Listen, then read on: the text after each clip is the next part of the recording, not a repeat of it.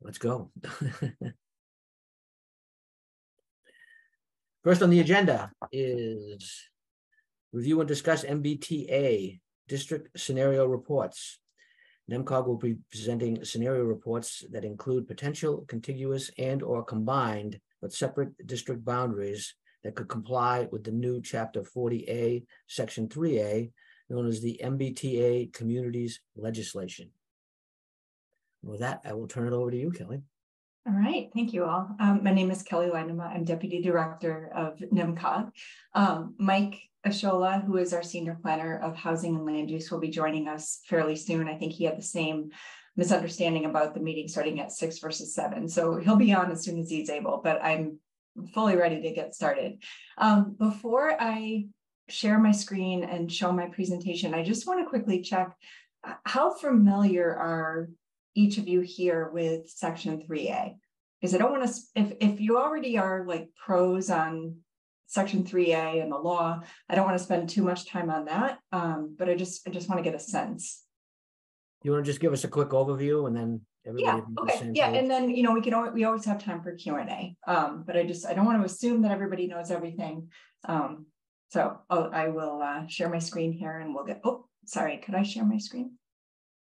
Hang on a second. If you can't, I'll make sure you can. Okay, no problem.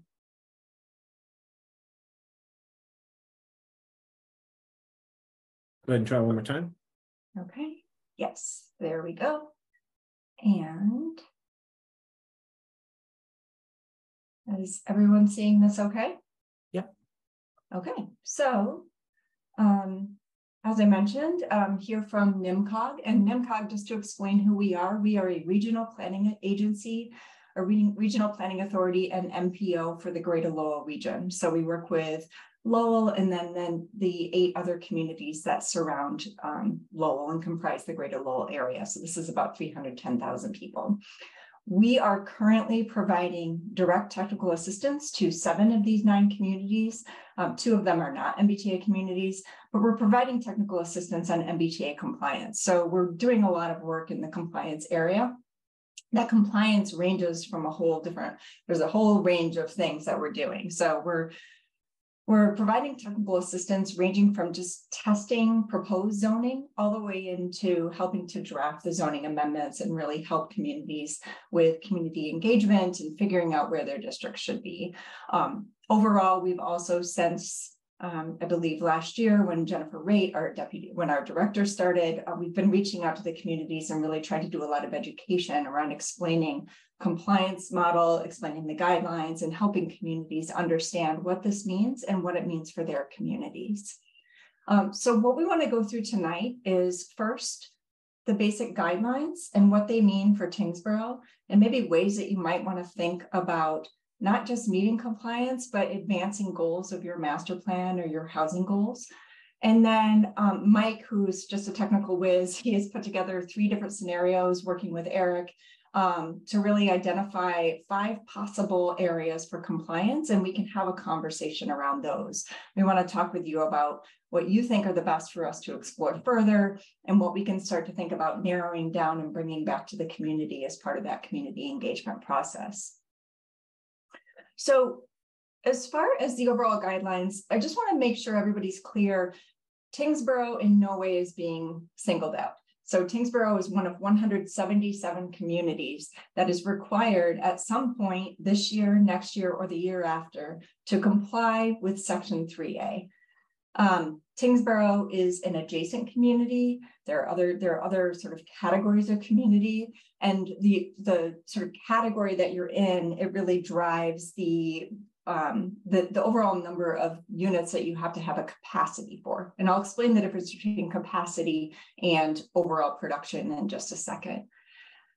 The reason why the state is doing this is because the state has recognized that Eastern Massachusetts is really in a housing crisis. And a lot of it is because every single one of these communities, a lot of their land area is already built out. But a lot of that land area is built out by single family homes, and not only single family homes, but single family homes on large lots. And so what that means is a lot of households are moving further and further out. They're moving out into New Hampshire, they're moving out into Western Mass, and they're driving, and it has an impact on our downtowns. It has an impact on our traffic congestion, and it has an impact. We sort of lose some of the value of that from an economic development perspective. And so the state has said, we want to encourage the production of multifamily housing. And the way that we're going to do that is if you, as a community, are served by MBTA transit, or if you're adjacent to a community that is, you need to provide one area in your community where multifamily housing is allowed by right. Not the whole community, but you need to identify and plan for growth in one specific area of your community. And then the state tasks the Executive Office of Housing and Livable Communities, which used to be DHCD, if you're familiar with that acronym. They task them with creating guidelines in order to interpret this law. And so the law basically says that if you are in one of these 177 communities, you have to have a district of reasonable size. We'll get into what that means for Tyngsborough, where multifamily housing is allowed by right. And that by multifamily housing, they mean housing that doesn't have age restrictions. You can't in your zoning say, well, we only want housing for seniors.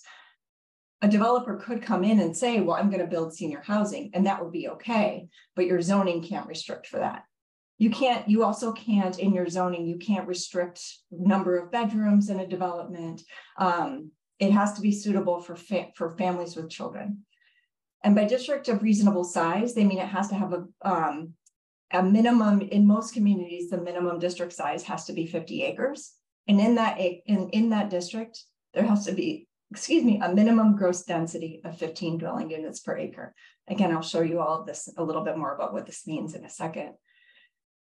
For Tyngsborough, because you're an adjacent community, we can elaborate on that a little bit. So you're an adjacent community. You're surrounded by Billerica is a commuter rail community, and you're pretty close to that in your southern area. And you're also surrounded by 3 other adjacent communities and then 1 non-participating community.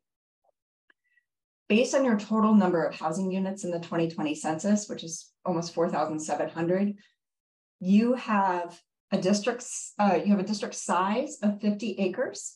And you have to have a capacity of 750 units.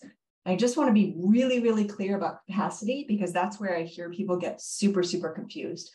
By capacity, the state means, let's say you have an undeveloped piece of land. Capacity means what could be built there by right. It doesn't mean that you're measured on the ability to produce by right. You're not measured on production. So the state is really saying, like, you could pick an area that right now is right in your downtown and it already has a lot of development. And it's basically saying, like, well, if you allowed 15 units per acre, but somebody decides they only want to build a triple decker, or they only want to build like a 4-unit townhome, you're not measured on what somebody actually builds. You're measured based on what somebody can do by right. It's not something I hear confused, because I know a lot of communities are saying, well, we have to add all of these units to our housing inventory. You're not required to add units. You're just required to set the table for growth when it can happen, and in a specific district. And again, not over your entire municipality. The 50-acre minimum, that means that you have to have at least 50 acres that are in this district. At least half of it has to be contiguous. So you could have 3 different districts, but half of that total 50 acres needs to be in one district. You also need to have like a neighborhood scale district. You can't have one single development site. So we have one scenario here that's just over 1 parcel. And if that's a direction that you wanted to go in, we would have to look at what other parcels we could add in order to make that district compliant. When we talk about multifamily housing, when we think about 15 dwelling units per acre, it's kind of hard to conceptualize. I don't think in acres, and I don't think in dwelling units on a parcel necessarily. What we're talking about is kind of missing middle housing. And if you look over here on the left, this is really more of what we're looking at when we look at 15 dwelling units per acre. And I believe you have a recent 40B development that's on Middlesex Road that is actually 15 dwelling units per acre. It's a apartment building. So it kind of gives you a sense of what we're talking about. We're not talking about these like mid-rise towers. We're talking about maybe 3 stories of development and that kind of multifamily housing. As of right, I'm pretty sure I'm talking to a group that understands this, but this means you can't require a special permit or a variance in order to get an approval to get a building permit to build this. You also can't set certain higher standards for this multifamily district or this MBTA communities district than you have for other uses. You can't require ground floor commercial or mixed use. You can allow it if you want to see if a developer wants to do that. You can allow mixed use under, through allowing retail or commercial on your ground floor, but you can't require it. What you can do is you can implement site plan review. So you can start to look at architecture, circulation, parking, trash, all of these things. You can have a review to do it. You just can't impose unreasonable delays based on site plan review. So you do have some ability to review a proposal and make some comments and have a conversation with a developer as far as what could go on a site. There are multiple reasons for complying. First is to remain eligible for state funding programs. So a lot of communities in our region, they're lacking some basic infrastructure, sewage and water infrastructure. Those are kind of things that if you have multifamily housing development, you can request a MassWorks grant, and those grants range from a couple $100,000 up into $20 million to help you build capacity, build infrastructure, improve your roadways, kind of to support the development in order to really support that housing development and support economic development. It also aligns with some of the goals in your housing production plan. I think a lot of communities are maybe frustrated that the state has issued this law and they might feel like it's a blanket law. But a lot of communities also have a master plan and they have a housing production plan that sets very similar goals for housing production.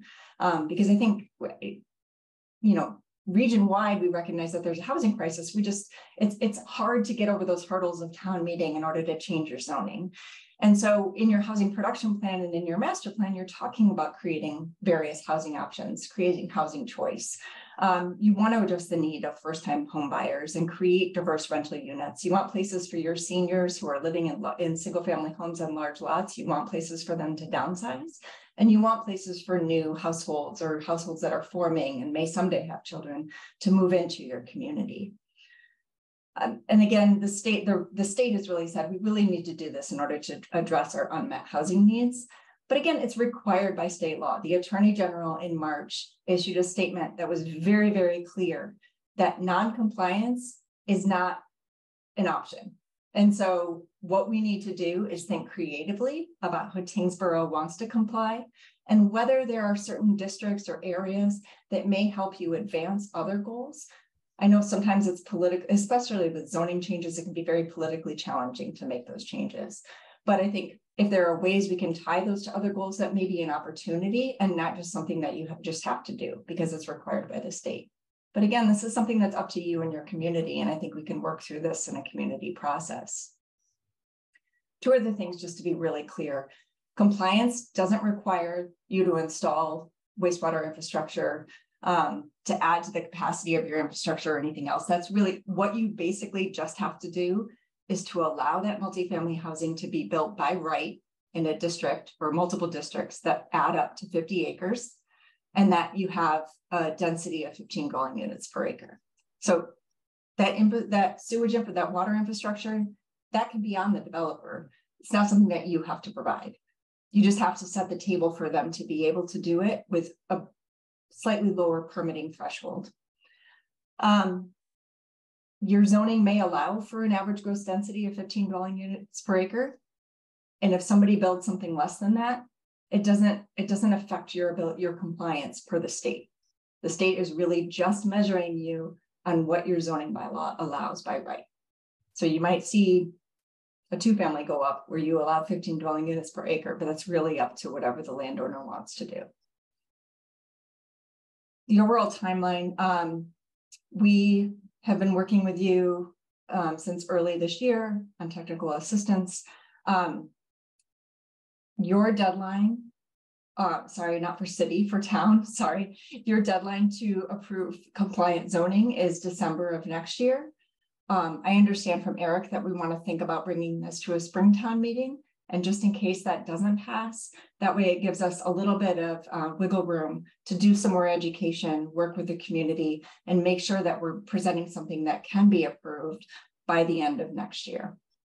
Right now, that means we need to make some decisions in order to get things ready for spring. And so that's part of why we're talking about this with you tonight. Before I talk about scenarios, I just want to see if anybody has any questions about some of those technical requirements. Eric?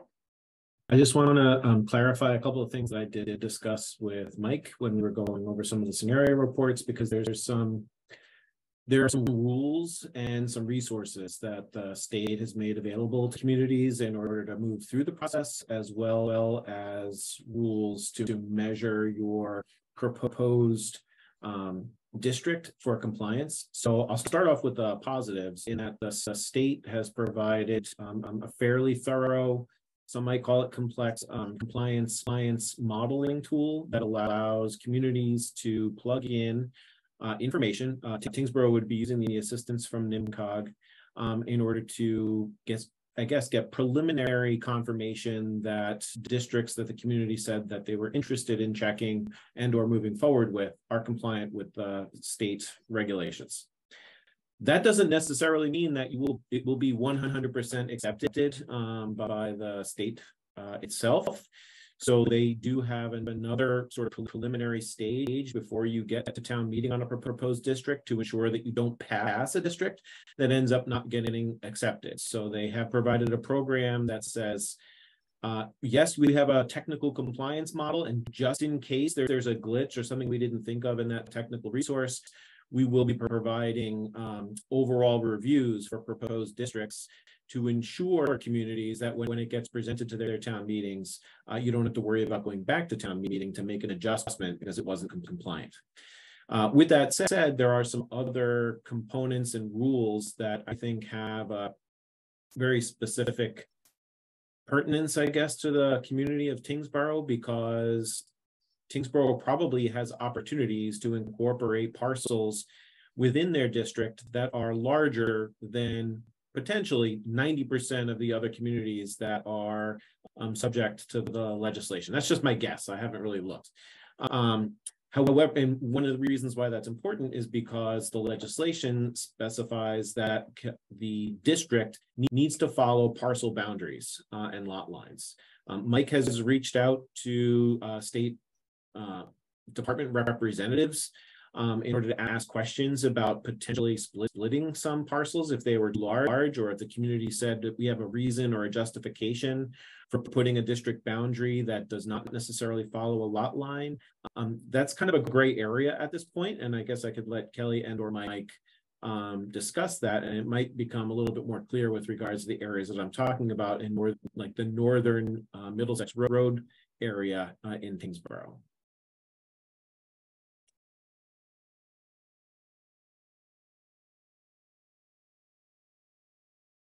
This is what happens when I meet myself. We did meet with staff from EOHLC earlier this week, and they did confirm that we can split parcels. So it is an option, and Mike will be able to show you in just a second what that might mean.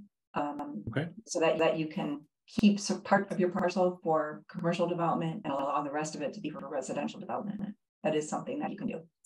Great, thanks for confirming that for us on the recording here. Also, one other item that has come up frequently with communities like Tyngsborough, Tyngsborough's done a great job maintaining a subsidized housing inventory. Even with the new census number, there's still somewhere in the plus range of 10.2% or so. And their existing zoning bylaw incorporates an inclusionary bylaw that says that multifamily would require 12% affordability. In the initial reviews and the initial meetings that the state had with communities that were asking about affordability requirements, initially it was stated that you couldn't introduce new ones to be obstructive towards the multifamily development, but if you had an existing, that was fine and can be applied. The third response, I'm trying to get clarification from Judy and Kelly and Mike, and you as well, Bob, if you're familiar, is do you think that Tyngsborough is going to be required to go through a justification process for a 12% inclusionary requirement that has not been demonstrated to prevent multifamily housing from being developed in its community already? Yes. Yeah. Go ahead, Judy. You're the expert on this, so I'm going to let you go. No, I can guarantee you that you will. Okay, so yes, we would have to show an economic feasibility analysis. What the state has advised us is to use examples to demonstrate that it does not violate economic feasibility. So I think with the difference between 10% and 12%, my guess is that it probably would be okay. I obviously can't say that for certain. We would have to demonstrate that. But the fact that you have had affordable housing production at 12%, I think it gives us some use cases where we can demonstrate that it would not present a barrier toward housing development overall. Is 10% the threshold for where you wouldn't require, or the state's not requiring a justification? So anything over 10 requires it. So you'd be going through that extra work for an extra 2%. Yep. Do you want? I mean, it's possible that we could get, I think maybe later we can have the conversation about whether the resources are necessary in order to get to that extra 2% and what that would mean to the community and do some math. So I don't want to belabor the point of this at this stage. So thank you. Yeah, I can also say that one of the things we are exploring with other like region-wide agencies is there training that staff at NIMCOG would receive in order to conduct that analysis, or is that something we would need to look for a private consultant to do? So that's something we're exploring. We don't have an answer to that yet, but we'll definitely keep you in the loop as we find out more.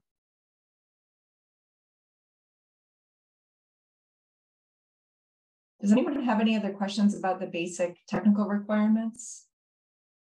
A couple of questions.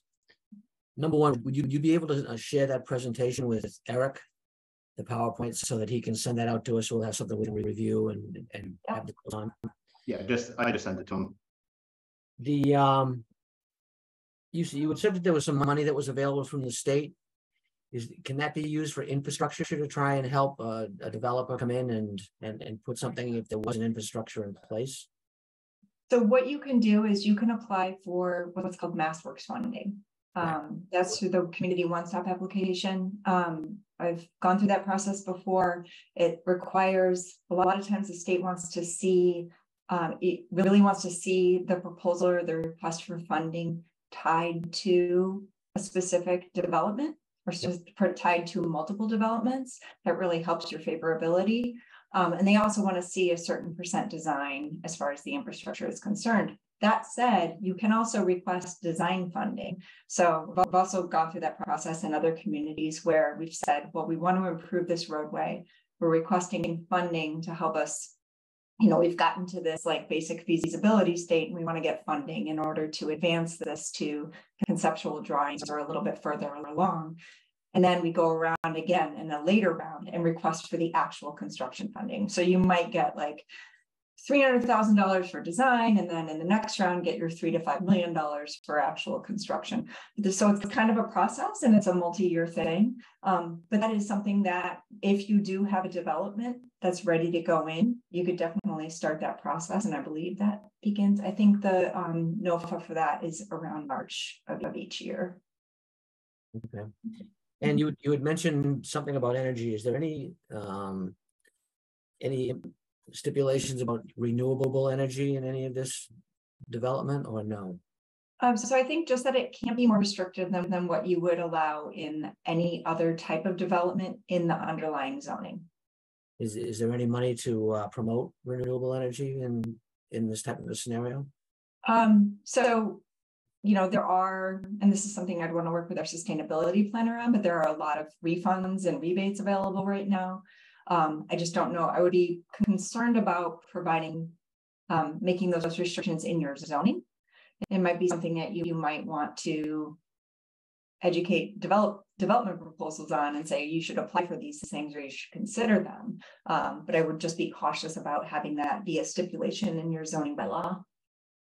Okay, thank you. Mm-hmm. Anybody else have any questions? Joe? Good evening, Joe. No, I think this is, Eric, this is the same presentation that we had to the select board a short while ago. So Jazz, that might be in a recording. I think we can we can show you that one if we have to rehash it. But yeah, no, I'm pretty familiar with how it works. And I think it's just a matter of now we're getting into the nitty gritty with what our options are. Okay, great. So I will let Mike take it over with the stuff that everybody really wants to see, which is what does this look like on a map? So go ahead, Mike. Thanks, Kelly. Yeah, this is the new portion of the presentation, the scenarios, the draft scenarios here. So it is a GIS exercise using geographic information systems, Mass GIS, and the NIMCOG GIS database. So in the scenarios that we worked up, the table on the left is the MBTA community's classifications and requirements for Tyngsborough. The minimum unit family capacity that needs to be developed is 750. The minimum land area that we need is 50 acres. And we're not in a station area, so we can, as a community, we're not restricted as to where the locations can go for the district scenarios. Basically, more than half of the requirement has to be in one contiguous area, and then no sub-districts can be less than 5 acres. So in order to work up a scenario, we needed some assumptions for basic zoning. So I put the maximum cap as 15 units per acre because Tyngsborough is required 750 units. If you multiply that by, if you take the minimum area of 50 and multiply it by 15, you get 750. So Tyngsborough is in kind of a unique situation where they're not required any more than what the minimums were for the requirements.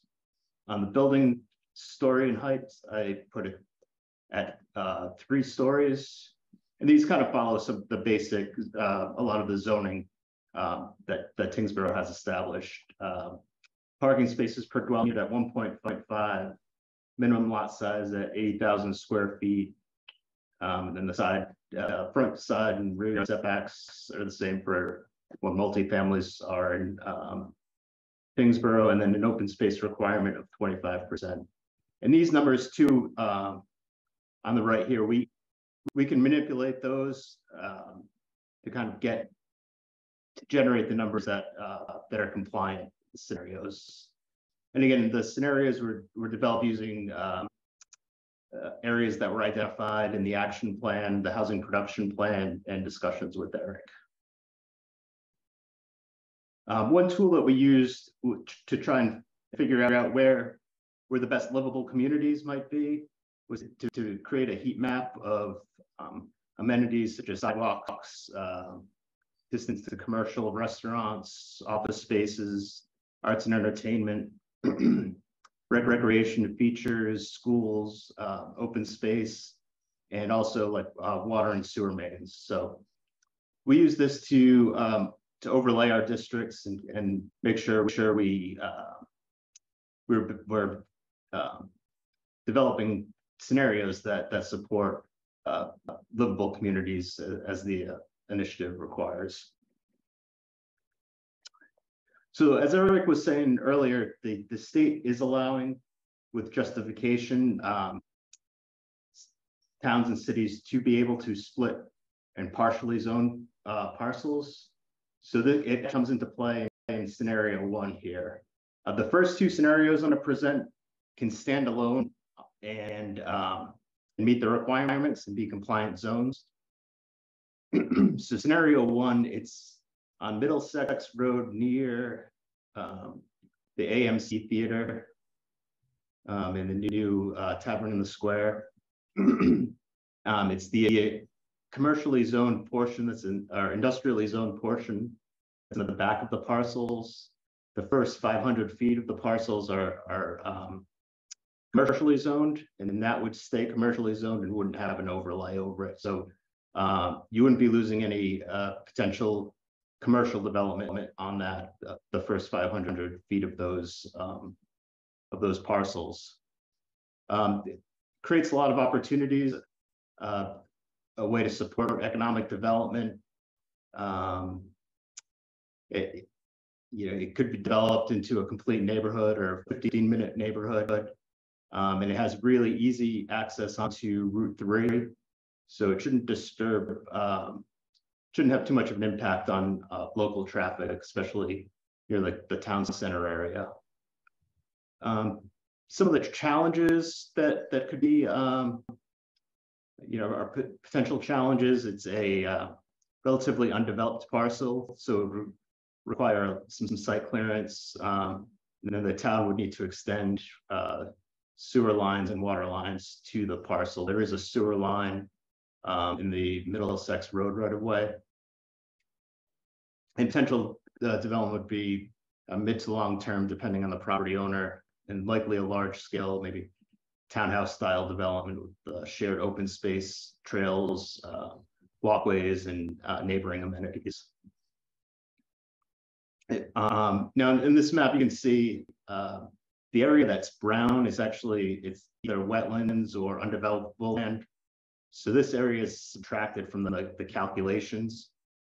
So there's a significant amount of wetlands to the north, in the most northern parcel, behind the AMC Theater. So it's unlikely that that strip of land would be developed, and it wouldn't, it wouldn't come into play in those factors. So we're looking at, there's just about 50 acres of developable land. So at 15 units an acre, you can achieve capacity in that one development, one potential scenario district. Scenario 2 is actually right across the street. It's the Pheasant Lane Mall parking area. It's got 8 parcels that are have frontage on Middlesex Road. It's under the ownership of 4 different parties.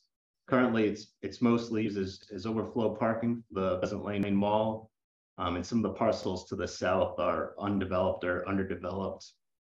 Again, this site offers a lot of these same amenities that the first scenario has. It's close to a lot of retail and commercial jobs and economic development sources. This parcel also, it abuts the Merrimack River, so there are some opportunities to really integrate that scenery into the potential developments there. Again, easy access through Route 3. And this site was also identified in the housing production plan earlier. The challenges is that it's complicated due to its current use as overflow parking, and there may be potential prior development agreements related to the mall or stormwater infrastructure. Potential development would probably be long-term, especially for the interior and landlocked parcels. Again, missing middle and townhouse style or lifestyle development with shared open space, trails, and walkways to neighboring amenities are possible here. Again, a lot of this area is paved, they're used as paved parking lots, and there's even a lot, I believe, that's motorcycle and tractor trailer training. So there'd be minimal land clearing that'd be required for development of these sites, and it's already probably wouldn't require much grading as well. Again, this one, the way it's modeled here, it's just under the capacity.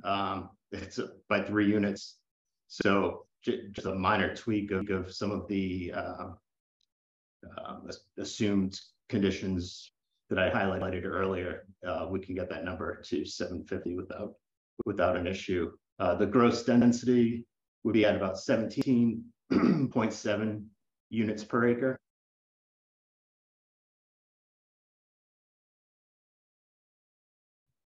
Now, the next three scenarios, they'd require to be combined with either one of the three that do not meet the capacity, or it could be a portion of maybe scenario 1 or scenario 2. Scenario 3 is focused on singular parcel at 84 Kendall. This is right outside of the town center districts. It was again identified in the housing production plan.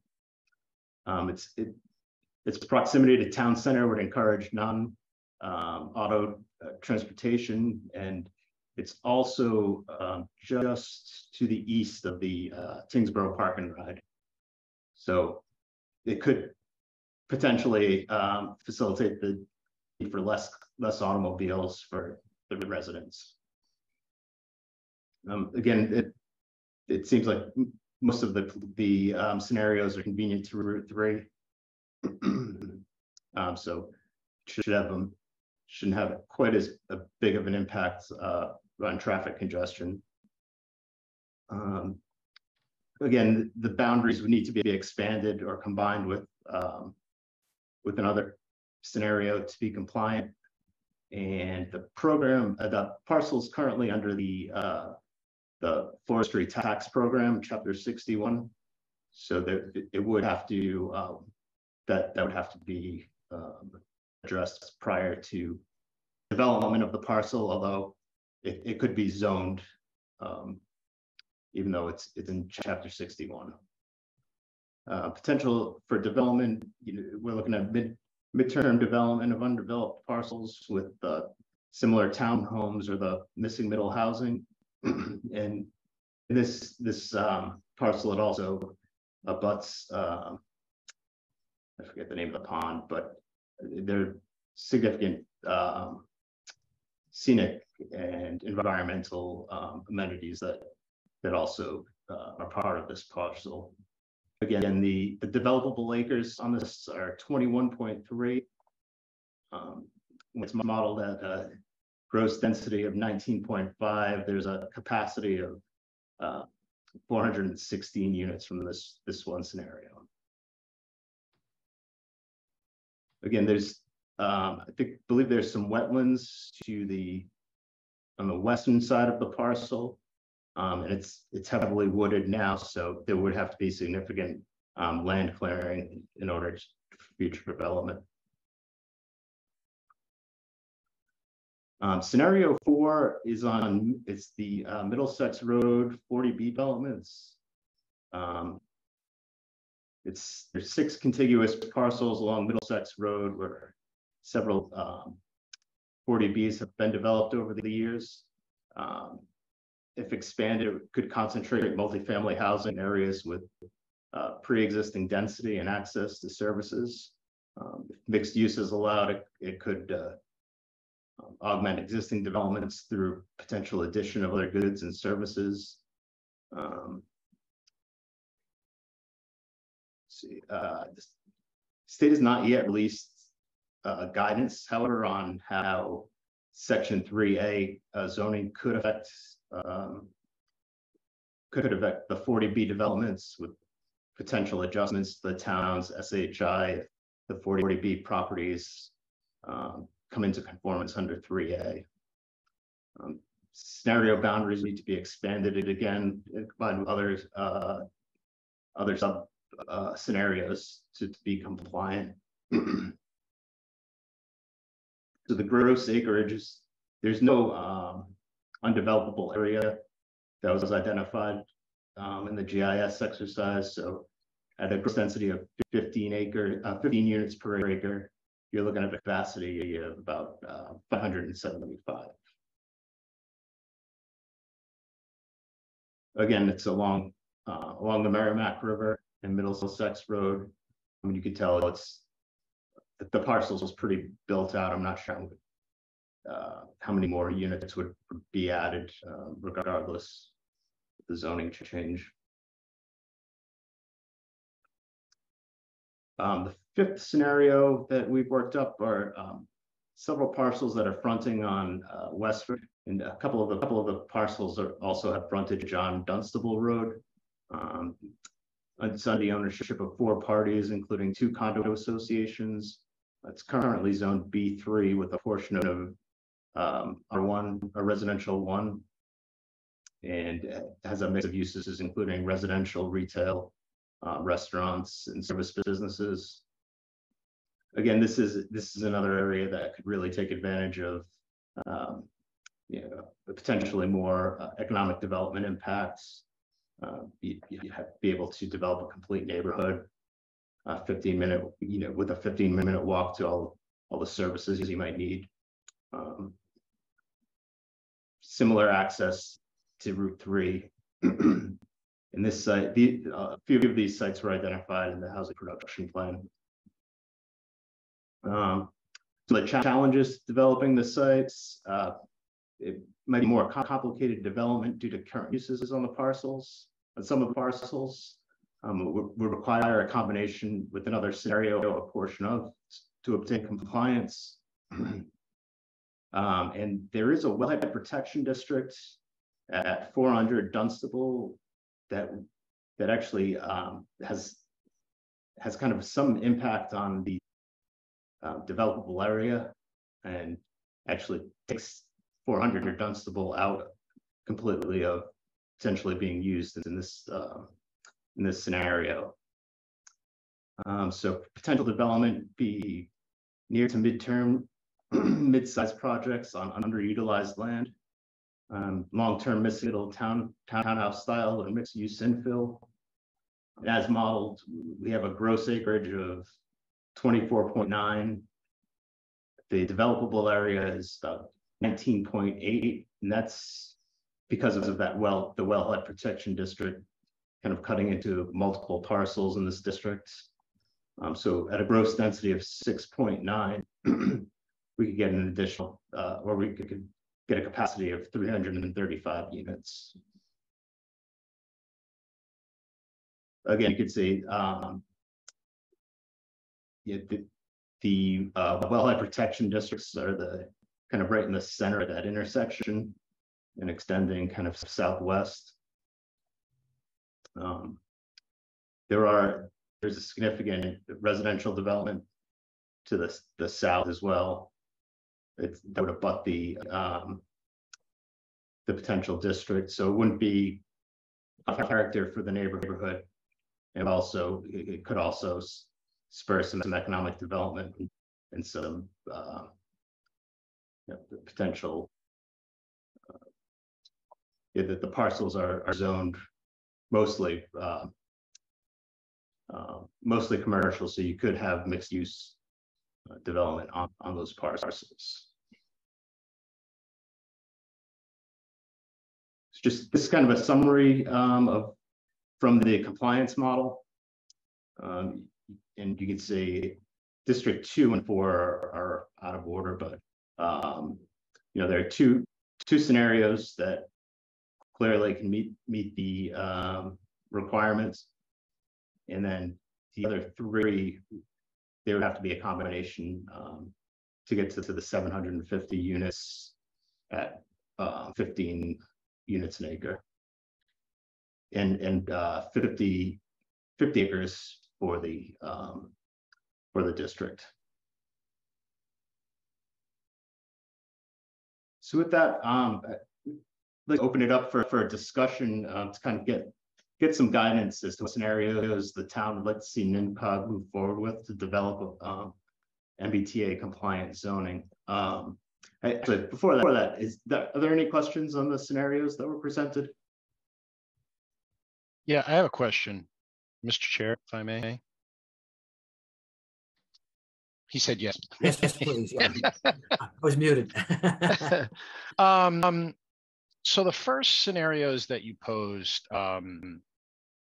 there on Middlesex and also near the mall, did we take into account anything relative to commuter rail and what?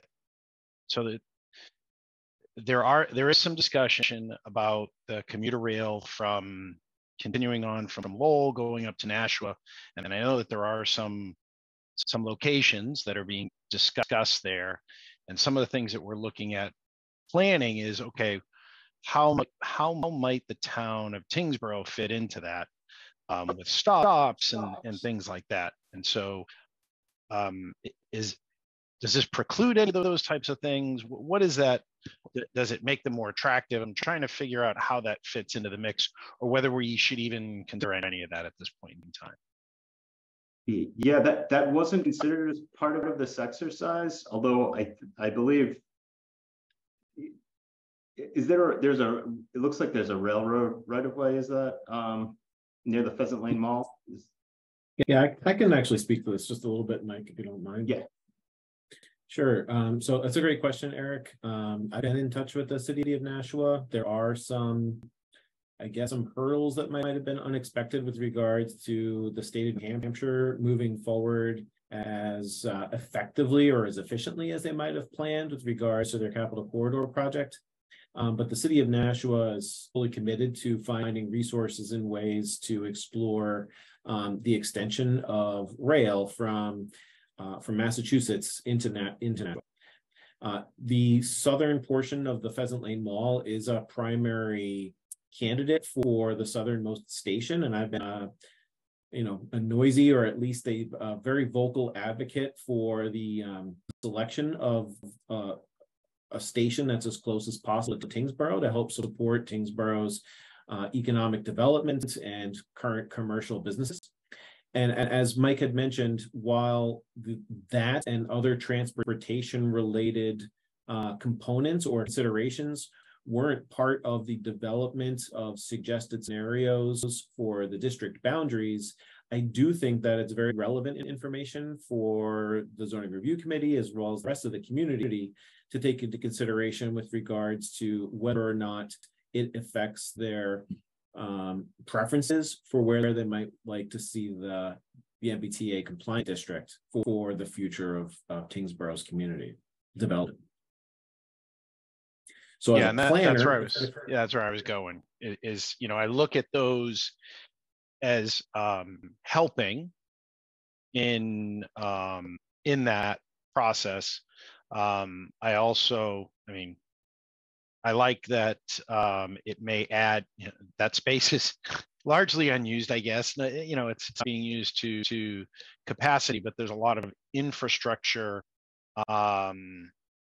possibilities there, which might make it attractive, both from a mixed use and from a, obviously from a development standpoint. Sure. Yeah, while Mike has done Mike and the team in NIMCOG, he's also utilized some resources with Carlin Andrews, as well as Kelly and some other folks on the team. So I thank them for the work they've put into some of the mapping and visualization resources. While these things are going to be made available to Tyngsborough to facilitate conversations and debates about where the district should be, my perspective on the 5 scenarios, or at least 5 separate areas that were proposed, because initially I anticipated scenarios being potential combinations of various districts, but the scenarios here are broken down to the specific contiguous areas. So Tyngsborough's ultimate scenario could be combining scenario 2 and 4. I'm just picking random numbers here, or 3 and 5. I'm trying to look at the 40A, 3A legislation as the catalyst for Tyngsborough to find opportunities to support its existing commercial districts. So I definitely would be a proponent to heavily consider the Pheasant Lane Mall parking area as a component of the 3A district itself. The other area that he had explained, I think on scenario 1, the town already has a special permit issued for 500,000 square feet of distribution warehouse structure to be put across those 2 parcels. The state's not taking that into consideration in its compliance model. The communities can select parcels where there's already existing buildings and other structures and other uses and still be considered compliant. But it's simply a matter of the level of confidence that the community has that that development would take place, and whether or not, if the community was considering a zoning change there, does it affect the property owners and or the future developers' plans for development? It could, but I haven't opened those discussions yet, other than giving property owners and land developers a heads up. I haven't had really like hard materials that NIMCOG prepared for us tonight to go over with them. Yeah, and that's so the other thing that I was thinking about this scenario. Obviously, we have some stuff that's going on there, and then the only other question, this isn't. I don't believe that this impacts anything relative to cannabis, but obviously we have a cannabis facility adjacent to that. Not this scenario one. We have a cannabis facility within that, and I haven't seen anything in the regulations that says these can't be within X number of feet of that or whatever, but that is part of the equation for both scenario one and scenario two. And I don't know where that fits into the mix of everything. But I noticed those as being, I like those just because of locations. I have some concerns with. Was it the one on Kendall Road? I have some concerns because it is very close to the center, and I'm not sure. So our center is not a traditional center where it's got like a transportation type of center hold to it. It's very much more open and it has a different feel. So this one I struggled with seeing how this would help where we're going with some of these things. The first two scenarios, and then I think the last two I think have a little bit more value to them from my perspective, looking at some of the things that we already have in place and where we might be going. While we're talking about the viability of the various scenarios, and Mike has gone over some of the challenges, Judy, are you prepared to answer a question with regards to what you've heard from the state and their apprehension about coming up with final guidance on including parcels that currently include 40B developments in the district? Yes, but there's no final guidance yet. I think that their concerns have changed some since we first heard about this, which goes back, oh my gosh, almost 2 months ago. I think the original concerns had to do with a potential conflict between aspects of a 40BB permit and the zoning. I mean, the zoning under 3A. That appears to be less of an issue now than a concern for communities to be aware that if they include a 40B in a 3A district, and the 3A district somehow makes that 40B development now comply with the town zoning, that the inclusion of the units on the subsidized housing inventory over the long term may be at risk. And I think the particular concern is probably for rental developments more than ownership, but that's just my guess. Yeah, I just don't fully understand those who are concerned, specifically the state. I just don't fully understand the risk and or the liability that's been described. It's been vaguely touched upon, meaning, oh, there's, renters would be at risk. I just don't understand the mechanism that would create a liability for 40B residents and or developments that are already there. And I'm not going to attempt to explain the state's rationale. I'm simply going to tell you that is the concern. And this goes back several years. Understand it better, and I was hoping that you might be able to help me. Well, it goes back several years to a case involving the town of Wellesley, and questions about how long units have to stay affordable, so-called, under a deed restriction. What happens when the deed restriction expires? And what does it mean to be a 40B? So a 40B, by definition, does not comply with the community zoning. So the relief that's afforded through the comprehensive permit is based on the assumption of non-compliance with zoning and any number of other things. When you now bring that project into compliance with zoning, it changes the reliance of the project on the deed restriction and the affordability restriction through which relief was granted in the first place. So, all right, that's a better explanation. Okay. Thank you.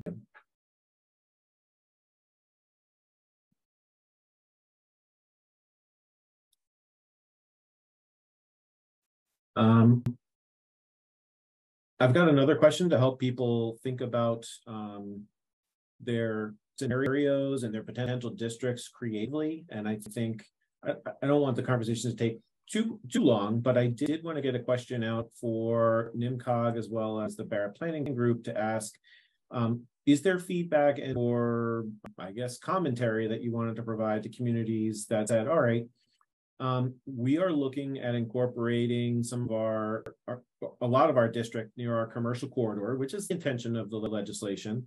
But if that's the case, and we're trying to do our best to support mixed use development, while it's crystal clear in the guidance that you cannot require commercial development and or mixed use in order to allow the multifamily to get created, the multifamily has to be allowable by right. I'm assuming that also means that a community could potentially provide density bonuses beyond the 15 units per acre if a proposed project incorporates certain ratios and or square footage or something else with regards to non-residential development, correct? That is correct. And I think also to kind of tie that back to your affordability question, you could also provide incentives for somebody providing more affordability beyond the basic 10%. So incentives are allowed. You just can't require. Great. Yeah, I just wanted to get that out there with regards to the presentation and get people's brains moving with regards to, okay, well, we're looking at districts and that's going to be a big part of the conversation moving forward. But eventually, the community is also going to have to be talking about mechanisms that are going to define the zoning language itself. And I think communities that think creatively are to come out with, or at least to have the opportunity to maximize the economic benefit of a new district. And I think Tyngsborough is well prepared to do that. Eric, if I, or to the chair, if I can ask a question. Yes, right ahead. Yeah, so I think, you know, as we move forward with you on this, I think our hope tonight is to be able to narrow down some of these scenarios to make less than 5. Because this can be very confusing, and zoning in general, like you all here are experienced in this. But a lot of community members and town meeting members or open town meeting don't necessarily have the language to talk about zoning or understand it. So 2 questions. One is, if we were to narrow this down to, like, would it, in your opinion, is it better to narrow it down to just one option and then talk about the pros and cons of that option and how it helps us meet compliance? Or do you want to think about several options, maybe up to 3, and then talk about the pros and cons of those? And then the second question to that is, what sort of concerns or questions can we address that would help you in bringing this to your planning board, and help you in bringing this to your community? I think, you know, Eric had mentioned our goal is to get you to something that will pass town meeting and then will comply. And so, you know, there's obviously, as I mentioned, like certain people just don't quite understand zoning and might not wrap their heads around it. And so their instinct is to vote no on something. What sort of things, I would love to hear from you, not necessarily tonight even, you could follow up with us on this later, like what can we do to help you get to yes on whatever scenario evolves from this conversation?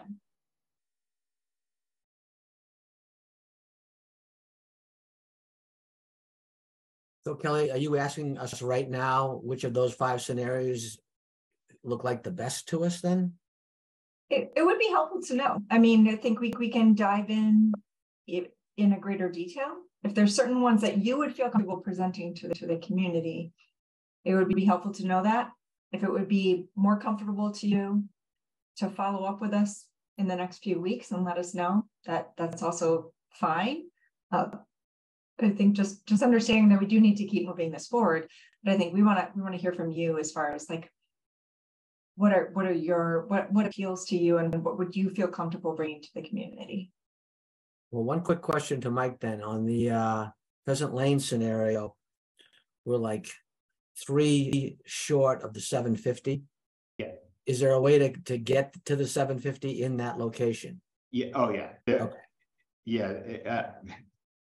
Yeah, there are a couple parcels, the smaller parcels that are actually undevelopable that are included, kind of in the most northwestern corner. As long as it's under 2.5 acres that we remove of that, that should push us above the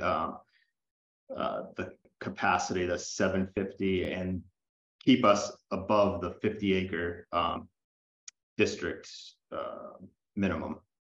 I think you could also adjust some of your setback distances, and that would also help. Okay. Setback, parking, we could even go up to a 4th story, but that may push the amount of units, probably closer to like 900 or so. If you wanted to go for higher density there, that's also our bylaws may restrict us from going up another story. So okay. I particularly like this scenario, number 1, and then number 5, the one that was over in here.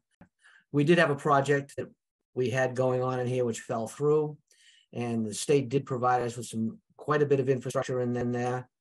So this to me would be another scenario that I would think we might want to pursue as well. Eric, what do you think? Well, I mentioned some of it. So, I mean, I would prefer to have things along Middlesex, just because I think it gets consistent with much of what we're doing. Scenario 5, the biggest challenge is we'd have to combine that with another one of the scenarios. So, I look at scenarios 1 and 2 would stand alone, theoretically. I think, and I think that those would probably have the best viability. The concern I've got here is there's a between the over 55 and some of the other stuff in there in Flint, just traffic and logistics and the folks that are around there. But definitely scenario 1 and 2, I think would be the most, I think the most palatable for people. And I think might tie into some of the other things as we had talked about. I think the challenge that we have is, and what I would recommend is, I think we should take some time to digest this. We just saw it tonight. So I would be concerned if we were to give them a couple of scenarios based on something that we've just seen and we haven't really looked at and we haven't been able to digest. So I would prefer, Mr. Chair, if we did have an opportunity to spend some time to think about some of these things, and we can certainly discuss them now, but I think that I would be, while I like moving fast, I think it would be too fast if we were to try to do that this evening. Okay, I don't disagree with you. Larry, any thoughts? So I guess my question would be, all that's being proposed is, particularly 1 and 2, is land that's kind of open that could be built on right away and become a reality, which may or may not be a good idea for the town of Tyngsborough. I don't know if it's a good idea or not to immediately add 750 effectively houses into a town where you don't even have 5,000 houses now.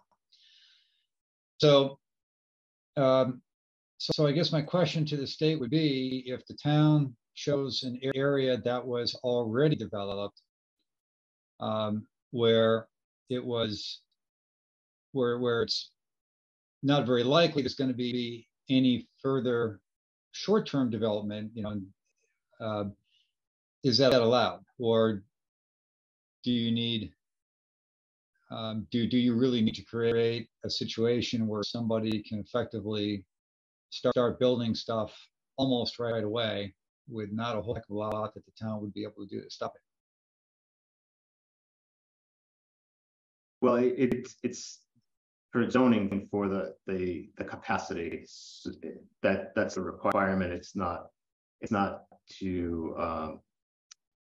the addition of the potential units.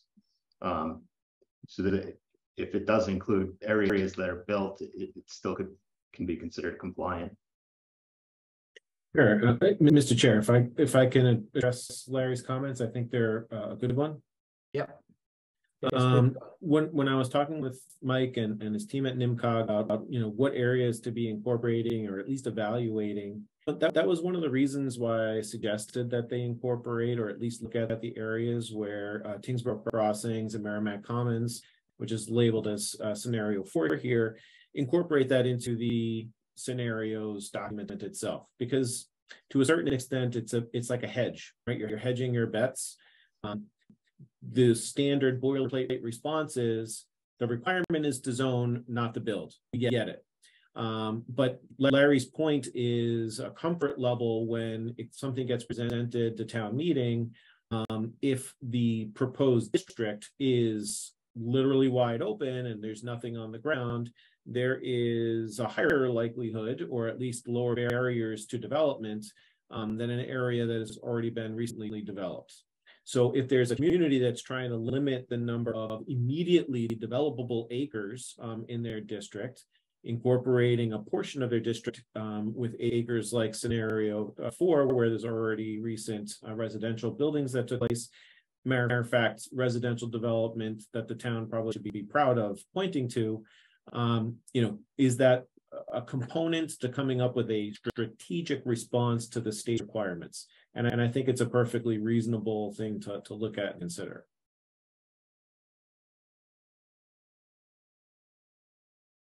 All right, thank you. Larry, anything else, or shall we move on to Joe? We can move on, Joe. All right, thanks, Larry. Joe? Good evening. I tend to agree that we want to keep near economic centers and possible areas where there is going to be possible future mass transit along the Merrimack River. What I see is what Erica was saying about scenario 4 in existing locations. So again, I think we need more time to digest, plan the scenarios that have been presented before we can come back with an actual recommendation to MCOG and MCOG. And that is totally fine. I mean, take the holiday week, watch some fireworks, think about multifamily development, and I think it would be helpful to us at some point to hear back. Soon to hear back from you. One of my questions was on scenario 4. I'm sorry. One of my questions on scenario 4. How can we expand on that particular outlined area right now as it's developed? How can this be part of the scenario with all of this existing on scenario 4? Yeah, and that's one thing I didn't comprehend on this one. Yeah, I think like Larry had suggested, I mean, there are ways of thinking about the parcels across the street. Now, obviously, the challenges to talking about property owners about rezoning their property. So there's a lot of education that has to happen around that.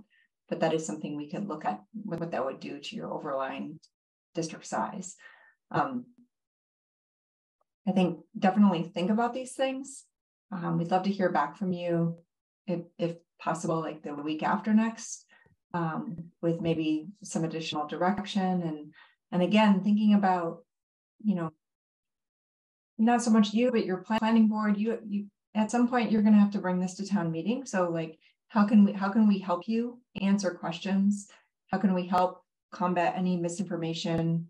How can we help reach out to property owners? Like think about ways that we can support you in this, because that's, we're NIMCOG, we're here to help. So let us know what we can do. Well, Mr. Chair, if I may have, it seems like we've gone through a very good process with our 40Bs, and we even have an inclusionary zoning bylaw, and we've done everything we could within a reasonable amount of time to make sure we had that state mandate. Now it's almost as if the rules are now changing in the game.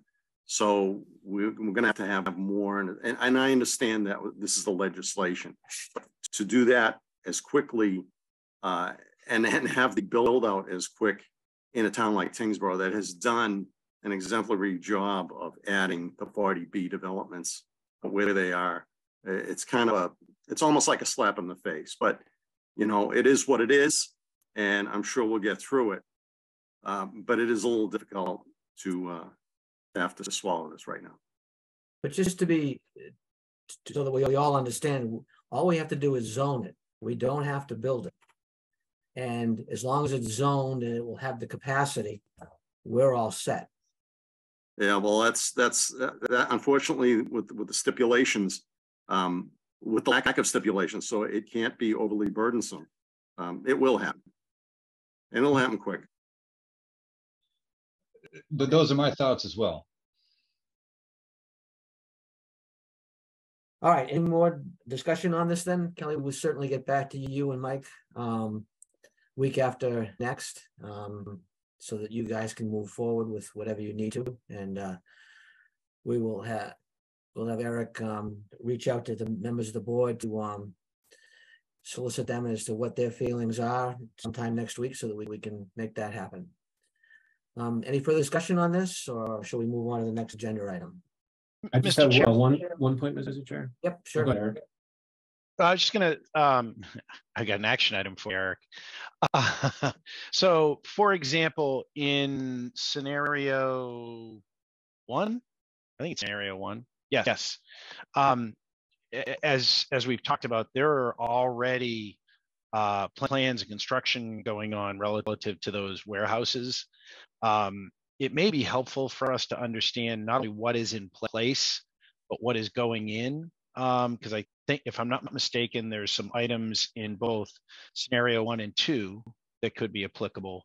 I don't know that there's anything in 3, 4, and 5, but if you could just kind of, if there's any items that we should be aware of where things are going in or in plans, that may factor into our considerations. Yep. Not a problem. I'm happy to comment on that and provide guidance on subsequent meetings. Since Kelly and Mike were asking if there's anything that they could be doing to support the community and or the committee itself to make better presentations, either to the community leading up to town meeting or at town meeting, I would be looking to NIMCOGs and RPA to do potential research to find some supportive data that helps tie economic impacts on a positive way, of course. Like, I know that there's data because I've already sat through presentations that explain how multifamily development and or residential development can bring in and lead to eventual better commercial tax dollars for the community. And I think that's potentially data that we'd want to keep in our pockets with regards to discussions about the impact of this legislation on a community like Tyngsborough. Okay. Like general studies. Yep. I mean, I could do my own research to try to fund those types of studies, but I know that this is something that you probably could be bringing to multiple communities. So it probably makes sense to come from you. Sure. Absolutely. Thank you all for your time tonight. This was a really helpful conversation. Mike, thank you for joining us and doing that for us. Our pleasure. Said we will be in touch. So. Great. Thank you. All right. On to our next item for discussion. Discuss additional priorities and sections of the zoning bylaw to address for the next 2 town meeting cycles, which would be October of this year and May of next year. The first one would be the review of the multifamily bylaw. Eric, I will turn this over to you. Sure. I think Judy will probably have, and Bob would have a lot to say about this component. We've sort of been holding off on this discussion while the committee and the town went through its recodification. I was hoping to have some feedback from the Attorney General's office after they reviewed the recodified zoning bylaw to say, hey, there's these specific elements that the Attorney General's office has flagged that they want the zoning review committee or the town itself to take into consideration. Unfortunately, we won't be able to count on that information coming from the AG's office until September. So in the meantime, we'll be relying on Judy and Bob's evaluation of the multifamily bylaw itself to say, these are the things that that Barrett Planning Group itself is advising the zoning review committee to discuss with regards to changes to make it legally compliant and or more reasonable or reflective of the multifamily zoning that is in surrounding communities. Is that an okay way to tee it up, Judy, or did you want me to bring up some more specifics? No, I think that's fine. I mean, that's substantially what we had discussed before. Correct. I guess if I was going to address the largest element that I think is most significant obstacle is our current zoning bylaw requires a presentation or approval from town meeting for multifamily development. And I think that's, that's something that some people might, if it was immediately proposed as something being removed from the zoning bylaw, it could lead to the debate at the microphone in town meeting. But it's probably the most obvious item that is either, not conventional and or questionable with regards to its legality. So I guess I'd like to try to shift the discussion at least earlier than later about that one element, and then we can start addressing other pieces. Can you comment on that? Are you asking Bob or me? I'm asking either one. I can hear what the committee thinks. I mean, we've kind of told you what we think already about this. So I'm wondering where your heads are on all this, and why you even think you need to go to town meeting instead of just zoning an area for a multifamily development and regulating it accordingly, like everybody else does. I mean, that's what I'd like to know is like, what is this doing for you?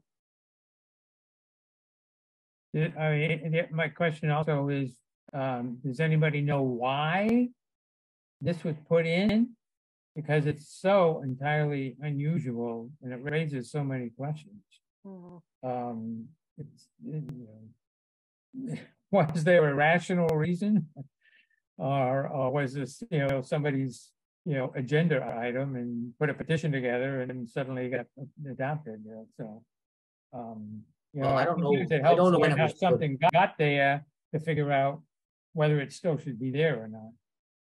I don't know when it was put in, but it seems like it's always been there. And I guess we can run around the board and see what they think about it. Well, let's start with you, Eric. I have no idea when it went in or why. I mean, my guess is there were aversions to multifamily, and I don't know whether that has changed. I would assume it has. So I think it's worthy of a discussion, particularly if we're an outlier with other communities. I don't know enough about how our bylaw is structured relative to how other towns. I mean, are we the only one that's doing it? Are there, is this something where it's been phased out over the last 20 years and we're a laggard on that? Or I don't know. I guess maybe Judy and Bob, you seem pretty surprised that we have it. So maybe you have better data than I do. Well, it's very unusual to have that kind of provision at all, not just for multifamily. Okay. To have town meeting becoming the planning board or the zoning board is pretty much unheard of. Yeah. For any use. So it's a larger context, and in your case, it's this multifamily that goes to town meeting, and you know, it just raises a question that, you know, by statute, the land use boards are the planning board and the zoning board, and at times, you know, the select board can be a special permit granting authority, and some towns do that. But to somehow turn town meeting into it, and town meeting says, you know, I'm just going to throw out one or two. The town meeting denies it. There's no statutory appeal to that. So, you know, that raises a big legal issue. Is town meeting usurping the statutory authority of the land use boards in town? So there's a number of legal issues here. And that's why Judy and I are kind of shocked to have found that. So it's not something other towns used to do and don't do it anymore. It's something nobody did. And I can't say every single town doesn't do it, but, you know, between Judy and I, we reviewed most of the bylaws in the state, whether we wanted to or not. You know, it's just so strange and raises so many issues. That's the context. Larry, any thoughts? I am not an expert on this by any means, but just common sense. If there is zoning that allows for the building of multifamilies, why I can't imagine any logic that would make someone think it's a good idea to take that in front of the town to see if that's okay. So I couldn't imagine why that would be anywhere near any type of town meeting. That does not make sense to me at all. Joe?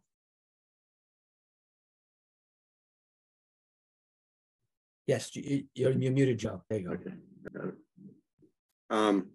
Again, I don't know how it was the inception of it. I don't know why it was put on there. I don't know who did it.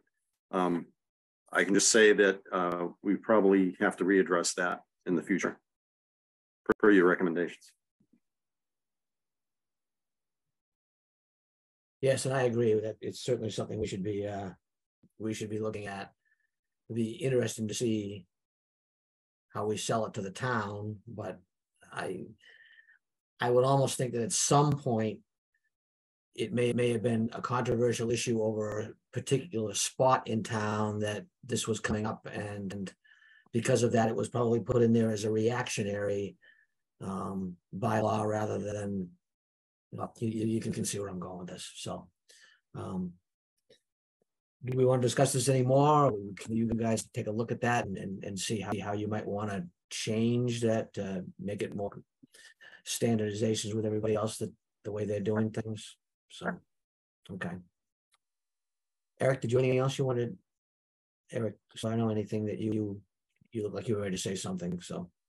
No, I think it's great to get consensus from the zoning review committee, and I appreciate the help that we'll get from Judy and Bob to help us move forward with creating better language to support multifamily. I think, you know, when we look at the zoning bylaw language and then look at the zoning map as well, you know, there's really not a lot of areas that are zoned as R3. So I think potentially where the community is headed is both a revision with regards to how you might like to regulate and or manage multifamily development, which is nothing wrong with that, with where it can actually take place in town and maybe expand the areas where that could take place.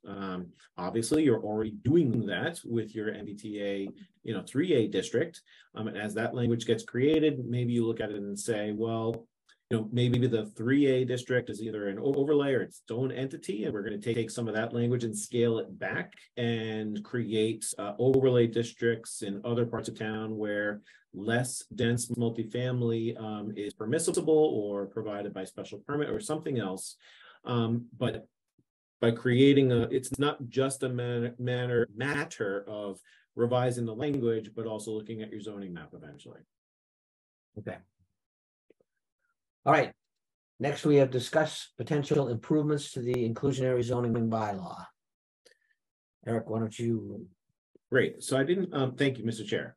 I didn't specify specifically the two things that I have in mind there, but what I'm referring to are two items. One, the biggest one is how proposed projects can incorporate their offering for affordable unit compliance, if you will, basically their payments in lieu or gifts in lieu or something else. The current inclusionary zoning bylaw does stipulate explicitly that a developer can donate land and land only to a community for the development of affordable housing, which I think most communities would say, if they tried to go through it, is not the equivalent of the actual construction of those affordable units. And then I think to better protect and or reflect the desires of the community of Tyngsborough, you might want to consider removing the donation of land for that, and maybe strengthening the requirements for the creation of the affordable housing by the developer. You know, looking at is the number of unit thresholds the same? You know, are they still reasonable? Is it reasonable to require the affordable units to be constructed with certain projects?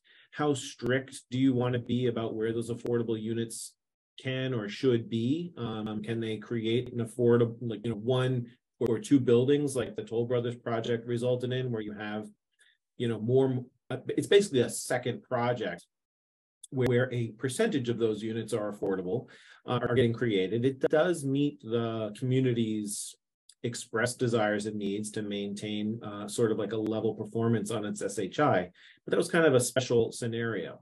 When we look at the inclusionary bylaw, making sure, or at least identifying, the community might say, yes, it's important to me that those units are always incorporated into the project that's being proposed, or they turn around and say, you know what, I am okay with them creating a development somewhere else in town, as long as they're the ones constructing it, and these are the characteristics it needs to have in order to be in compliance. And then two would be the way the inclusionary bylaw is currently defining a payment in lieu. There's kind of a convoluted calculation and or reference in the inclusionary bylaw about, you know, if the community was willing to accept a certain payment amount that gets allocated to the Affordable Housing Trust, who is tasked with getting affordable housing developed. I do still believe that that's a functional mechanism for communities to take into consideration and let their affordable housing trust go and create housing how and where they see fit, using funds that came from developers. But currently, I think the way that gets calculated is vague, potentially inaccurate, and maybe not enough. But those are the two things that come off of the top of my head in terms of how the inclusionary bylaw could be improved. The one that comes off the top of my head is, you know, we had a hard time with Toll Brothers in that they claimed that they were going from one, what's the right term? One non-conforming use to another. And that because they were doing it that way, that they were exempt from the inclusionary zoning bylaw. So I want to make sure that we're not in that situation again as well. Yeah, I mean, I think it might be difficult to put Judy or Bob on the spot to ask where they think the potential solution for that would be. Is it by, I'm assuming that really the only place or the only logical place to incorporate language to protect a community from something like that is literally within the inclusionary zoning bylaw, saying any residential development, regardless of, you know, how it's permitted, whether it's a conforming or non-conforming use, does require the, you know, inclusionary development. That might be sufficient, unless you turn around and say, well, I know what clause Chaz is talking about, which is the, you know, ZBA can evaluate and approve a non-conforming use in an area where there's an existing non-conforming use, and that kind of acts like its own special permit. So maybe it makes sense to modify the language there. Larry, any thoughts? Joe? I agree with your summation and Eric's. Mr. Eldridge, any thoughts from your end? No, I think we should close that address that loophole and let's tighten it up. I would be interested to see what sort of recommendations there would be on that. Yeah, absolutely. Makes sense though. Whether that's, it sounds like it could be it's a quicker one and might be good for a fall. If I look at all these things, some of them I look at it and say, this might be a spring thing versus a fall one. That if the inclusionary one, I think makes perfect sense. I think it's one of those things that it protects the town and might be a good one for us to target in the fall. Yeah, it's relatively low-hanging fruit, and I could extend my unanimous string of amendments.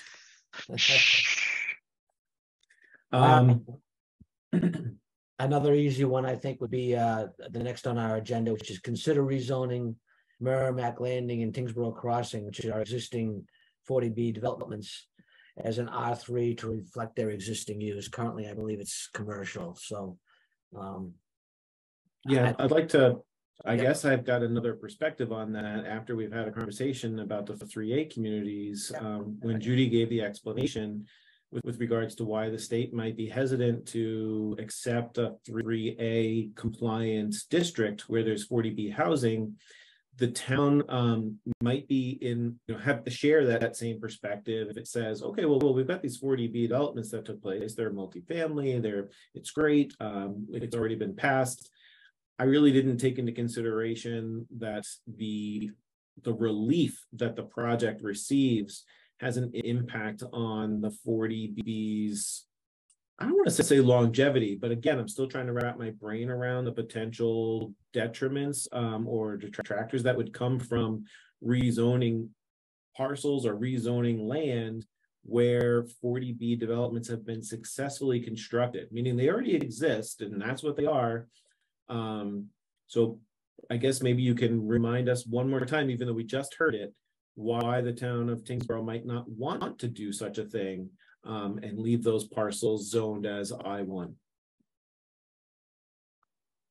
There was a case involving the town of Wellesley several years ago in which the owner of a rental development that was subject to an affordable housing restriction needed to continue to comply with it because the restriction was tied to the zoning relief that was granted in order to build the project. So there is this, as a result of the Wellesley case and some other non-litigation, but issues that have gone on in the 40B world since that case, the concern is that if the developer's project no longer needs that relief because now it complies with zoning, then the basis for the restriction itself kind of goes away. So what I think you're going to hear from DHCD is not that they will deny approval of a 3A district with a 40B in it. That's what we were hearing 6 weeks ago.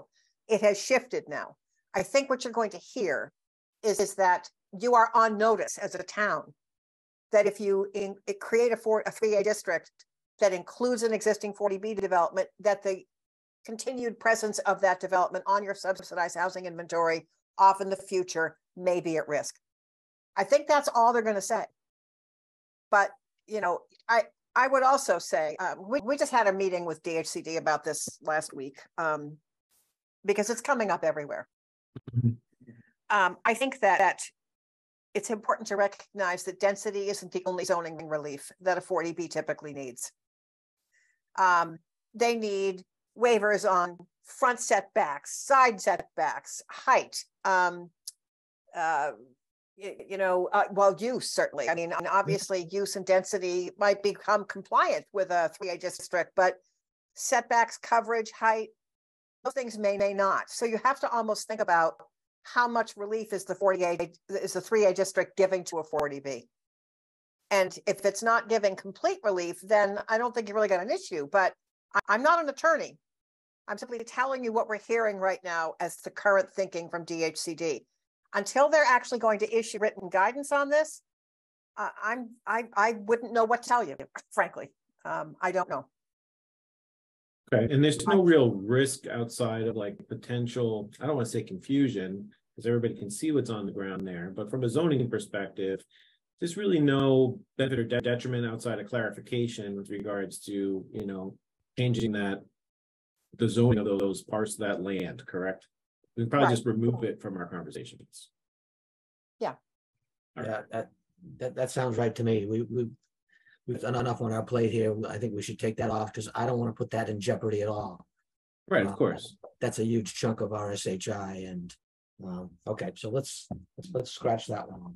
I'm going to just turn my video off for a minute because I just discovered that my Mac is not plugged in and you're about to lose me. So I'll be right back. Okay. Next we have revisit suggestions and discussion items related to the table of uses. Are there specific ones or the ones that we just never really kind of got to, Eric? What are your thoughts on that? Yes, so in the effort to get the recodification and some, low-hanging or obvious adjustments to the table of uses through town meeting and prepared for a clear warrant article, I think that there was some unfinished discussions that the zoning review committee came up with regards to sort of interjected notes in between those sections that probably makes sense to revisit during this upcoming cycle. Based on the time of evening, I'm not sure if it makes sense to pull that up this evening. I can pull it up and put it on screen. But to a certain extent, I also want to get the zoning review committee's perspectives on the remaining items with regards to prioritizing that, adjustments to the B2 zoning district, and or addressing sign bylaw regulations. So we basically want to make sure that this meeting is resulting with regard in prioritized tasks as well. Okay. Yeah. Why don't we save that and the sign bylaw? What are we looking at on the signs? How are they looking? Bigger sizes and anything? Sure. Share with that. Yeah, let me give us some explanation of the other two items that are listed in the agenda, which are read as reviewing the B2 zoning districts for expanded uses to support economic development. And item F was the sign bylaw regulations to discuss ways to address business community concerns about small size and readability, specifically from Middlesex Road. So in terms of B2 district, as a reminder, is the zoning area that basically is most closely associated with the center of town. And I think there's an opportunity for the community to look at the uses that are allowed there and or the overall zoning to say, is there a certain type of development or future that you see for Tyngsborough Town Center that the zoning is currently restricting? Meaning you could look at the zoning and say, no, the zoning's there in place because it already reflects what the community wants. Or is your sense of what the community wants being restricted, not getting developed based on the zoning that's in place because it's too restrictive? I get the sense that there's potentially things that the community might want to see sort of expanding out from the town center, certain types of activity, vitality, development, stores, etc., that might be less than encouraged, I guess, by the B2 district zoning. And I thought the zoning review committee could review it. And then in terms of the sign bylaw, when we were headed into this whole, forming the zoning review committee, going through revisions to the overall zoning bylaw, the commercial districts up and down Middlesex Road were surveyed to ask if they thought that there were certain improvements that could be made to the zoning bylaw itself to support the business community. And by far, the most popular item was the restrictions on sign size, because Middlesex 3 has, I think, at least a 30-mile-an-hour speed limit, which makes it difficult for people to identify who is where along that corridor. And they requested that the planning department discuss with the zoning review committee and or any other boards about the potential for improvements. Okay. Yeah, I think it's most of Middlesex is 45 miles an hour, which makes it even more difficult to find a sign if you're looking for something. I think those are both very good items to have that we should be looking at as well. Bob, yes, you got your hand up. Well, just to, I guess, a reminder on the sign bylaw. It needs a good review to look at potential unconstitutional sections that are still in it. Going back to almost 10 years now, the Reed case that changed how the Supreme Court decided towns could regulate non-commercial signs. I just got off a Zoom meeting before this Zoom meeting of 3 national sign attorneys updating everybody on the latest court cases and the latest thinking on what you can and can't do. And there's been some tweaking with some of the courts. So at some point, you really need to, we or you need to have a good review of the sign bylaw for legality and what tweaks might need to be made to get you well, we can, performance. We'll certainly look for your guidance on that, that's for sure. So one other item I would like to bring up is planning board. We run into lots of problems in that our master plan discusses climate change and renewable energy, and we have no leg to stand on. Are there any towns that are creating any kind of bylaws around renewable energy and climate change that you think we should be looking at or we could be looking at? I guess, Bob, I'll go to you for this one first. And well, there are a variety of well, there's a whole lot of towns looking at this, obviously. Yeah. Some of the towns have started adopting more general bylaws and building code, like the stretch code requirements that are, have additional requirements in terms of environmental sustainability and climate type actions for buildings.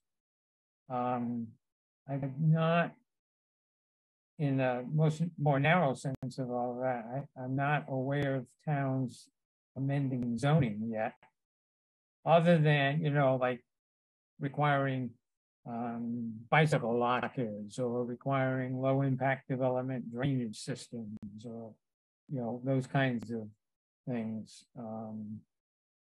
But I don't know, Judy, any zoning amendments going through lately that are specific on climate change? I'm not seeing zoning. I am seeing general bylaws.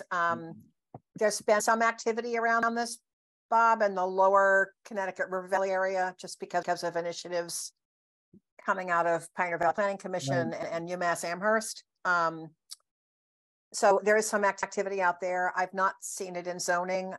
You might see it in subdivision regulations, certainly, around drainage design, around roadway width, around things that I think communities were already talking about anyway in terms of sustainable design and low impact development.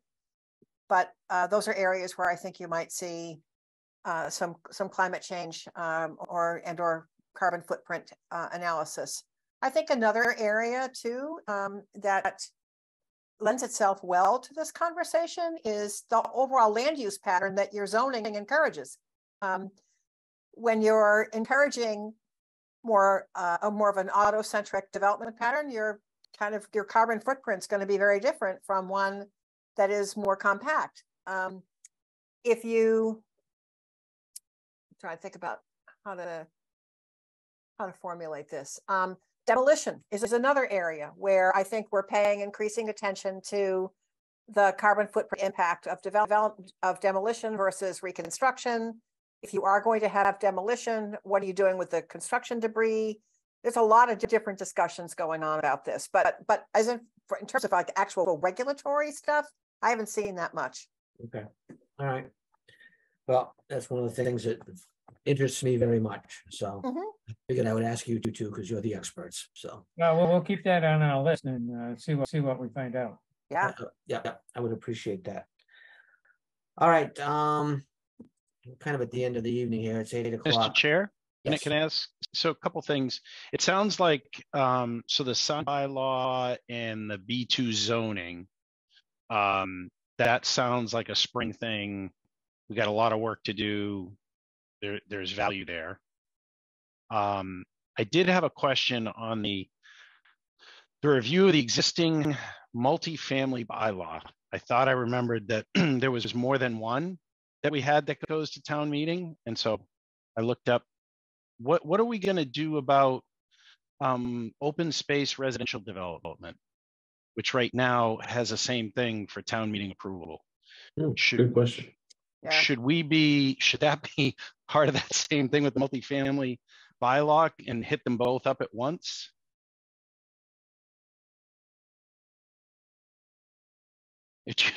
I thought that Judy was, I didn't know why we didn't have that in there in our discussion, because I thought it was the exact same thing. I think it is. And it's funny you should mention it, because I completely blanked on that, but I think that you're right. So I would so Mr. Chair, I do think that we should tackle the multifamily bylaw going into town meeting, figure out why. Same thing with the open space residential, which has basically this very similar process. Yep. Determine whether they're really needed, and then we look to maybe hit those in fall. And it sounds like we've got some things in there where we got kind of a good list of a few things that are good for a fall town meeting, and then some that we're going to have to do a bunch of work on before we're ready and hit them in the spring. So we want to just take a minute and try and figure out what we want to hit for town for the fall and the town, and just so we have that narrowed down. So we'll do the multifamily bylaw. That'll be the fall. Inclusionary zoning. We want to try. I think that's doable. Okay, that's fall. Table of uses. I would think that we could do for the fall. Even if it's a continuous discussion, you might say, we get through discussions on a handful of uses and definitions and things like that, and they get presented for the fall. Doesn't mean that it's excluded from discussion items for the next. Absolutely. I see that as an ongoing thing anyway, so. Yeah. Can I ask a question relative to that? Sure. Are we waiting for the state to get back to us on approval of that? And what I'm wondering is if we wouldn't incorporate any things that they have challenges with that we need to fix, along with additional table of uses, or whether we should keep them completely separate. I'm just thinking that I don't want to tackle too many things if then the state's going to come back with, something that may have us pause and then jump through a couple of hoops. Because while there were some things in there that I think we want to tackle with the table of uses, I don't think they rose to the level of E, which was the B2 zoning, which I think that there's probably more of an opportunity there. So I mean, we can certainly talk about it. I just don't know that we're going to we could see whether there's anything material in there, but I didn't think that we had to rush on that one. So you'd like to see B2 being done for the fall as well then, Eric? No, I think the B2 and the sign bylaws, I think those are going to take a little bit longer for us to wrap our heads around. And I personally, as we talked about with the NEMCOG stuff, we need to get it through town meeting. And I think that having small things in fall, the slightly bigger things in annual town meeting, I think the residents appreciate that and are more amenable to those types of things, especially it gives us more time to explain them. I think Eric did a good job. The reason that people have been comfortable with the changes is that we've done them fairly cleanly. We've explained them very well. And I think we need to do that with ease as well. Okay. Agreed, that's fine. All right, so the MBTA presentation that we had tonight, Eric, you're going to get that information to us. We'll review that and get back to you week after next. And everything else we can kind of look ahead to. When do we want to meet again?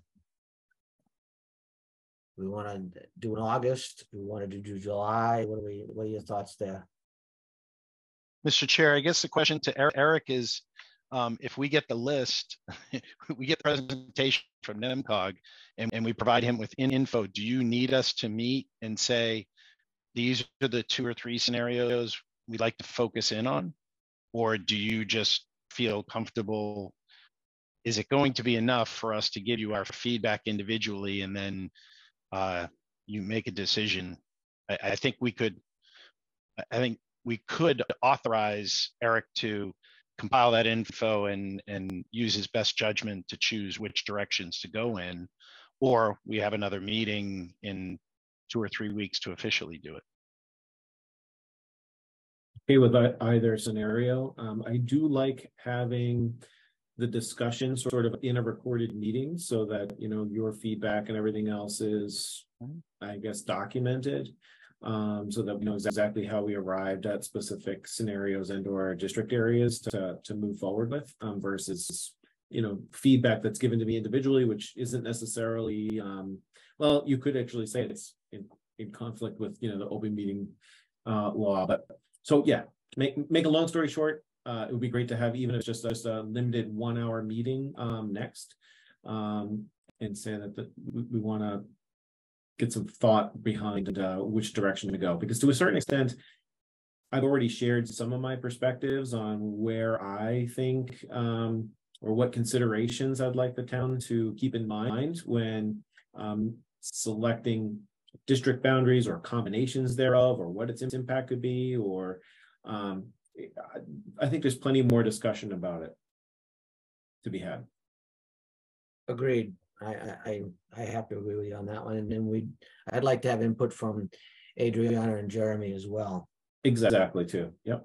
So we're talking about the week of the 10th, 11th, that week is what they were really looking for, which is not a good week for me because I'm going to be away. But I know July is tough. I'm sorry, what month are we talking about? July. Oh, okay. They wanted to get results the week after the holiday week. right. What's July week? Do we need Sorry, do we if need I may, we can delay that a little bit. It doesn't necessarily have to be. Sorry, I have been listening just because I'm curious about our communities. So no, I just threw that out there, but if there is a more feasible date by which you could get us feedback, that is also fine. Could we do the week after the 17th? That's sometime that week that we could meet. Does that work for everyone? When are we talking about? Sorry, I want to just make sure. The week of July 17th. Oh, okay. I know I can't. I'm going to be working in New Hampshire all that week, pretty far north. And I think that's probably okay. I mean, we can probably give Judy and Bob that meeting off and have the zoning committee provide its feedback in a relatively short format. Looking at the week of the 17th in terms of what boards are meeting and when, there's a planning board meeting on a Thursday, which means that Chaz and I and Jeremy wouldn't be available, but Monday, Tuesday, Wednesday evening is feasible for me that month. Yeah, Monday, Tuesday was fine with me. So me too. All right. Well, let's have Larry pick the day then. No. You want me to pick it? Well, well, I'm going to say Tuesday only because that's the middle. All right, so we'll do Tuesday the 18th. I don't see this as being a very long meeting. Do you, Eric? I mean, we'll just run over everything and be done in an hour. Right. I will be in communication with the zoning review committee about it. If we start it at 6 o'clock, we'll be running into the sustainability committee and the board of library trustees meetings. If media is recording them all, they might say they don't have the resources to manage 3 meetings that might be overlapping. So I'll be in touch with you about that. Well, maybe if we can give our written presentation back to you, and then we can just discuss it. That would speed things up. That way, you'd already have 6 to 6:30. Yeah. Okay. So we're thinking 6 to 6:30 on Tuesday the 18th. The other option, if we potentially run into media, would be to do it the 17th or the 19th. and I'm available either one, so I Me don't too. care either way. All right, well, let's shoot for 6 o'clock on the 18th, unless we hear otherwise. In the meantime, we'll all get feedback back to you, Eric, and you can sort of compile everything, and it should be a quick meeting then. Sure. Yeah, those materials will be sent out to all of you this evening. Okay. I'll include you too, Judy. Thank you. All right, Thank with you. that, I think we've covered everything we wanted to cover. Bob still has a comment. Oh, I'm sorry, Bob. This might be a good time, as you have done in the past, to put together a backwards timeline. When is town meeting? When is the warrant closed? When might the public hearing, planning board public hearing be? When might the zoning review committee need to meet to review drafts? Okay. You know, we're almost into July. So that's going to influence potentially how much can get drafted in time to meet that schedule. Yeah, I have all that schedule. So do you want, Eric, do you want me to just give you when these things have to be in there? Because when we're finalizing the warrant, when town meeting is and all of that, we just published our schedule. Sure, yeah. Give me a copy and paste, and I'll be happy to keep that on record and make sure everybody has it. No problem. It's always subject to change, but I can give you what some of those dates are, and then you can craft what a schedule might look like for, you know, X number of meetings between now and then for both fall and spring. Because the good news is that we set our dates in advance. We already know when they're going to be. They're in our bylaws, so we can work back from those. So I can get you that, Eric. Thanks, and thanks for remembering, Bob. Thank you. Anyone else have anything before I look for a motion to adjourn? Seeing nothing. I'll move to adjourn. Do I have a second? I'll second. All right. We get a roll call. Yep. Roll call vote. Eric Eldridge. In favor. Larry Clausen. In favor. Joe Pullen. In favor. And I am also in favor. Good night, everybody, and thank you so much.